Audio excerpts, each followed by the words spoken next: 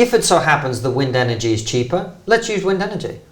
And if it's not, let's not. And let's invest in things that are going to be cheaper than what we're using now and cleaner at the same time.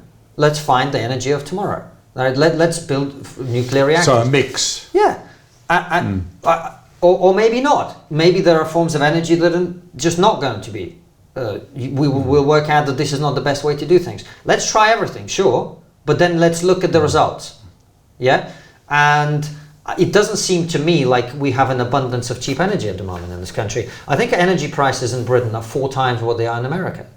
Now, it's awfully difficult to run a business, particularly a manufacturing business, if you're paying 4 times as much for the most basic input that you're using in what you're doing. It's kind of difficult. It's kind of difficult to run a normal company when your energy bill is 4 times as high. Whatever you do. It's kind of hard to have a good standard of living. See, this is the point really about America's move. It will result in America surging economically while others are held back. Yeah. And I think that is a major challenge for policymakers.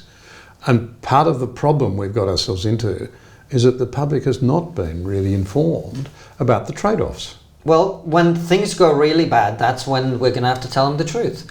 Might be. You're very, very poor because you're paying a lot more for your energy than you should be. And that's because you've been sold a lie for ideological reasons. And now you've got to open your eyes. But you just touched on, it's not just people's power bills. It's the industries that employ them. Well, it's the industries that generate the wealth that goes into government coffers to pay for schools and for pensions. So there's the opportunity cost that comes with unreliable, that's even worse, by the way, than expensive power. Unreliable power and expensive power. I think this is what Trump has done on energy, I suspect, is an enormous challenge that other Western countries ignore at their peril. Well, I don't think they really have a choice, to be honest.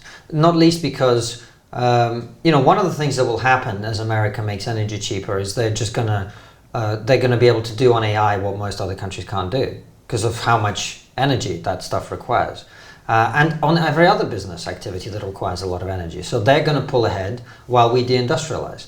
And I know there are many people who are working very actively in America to reindustrialize America. They want to bring manufacturing back. And I'm not talking about politicians who say things. I'm talking about real people on the ground that are doing this.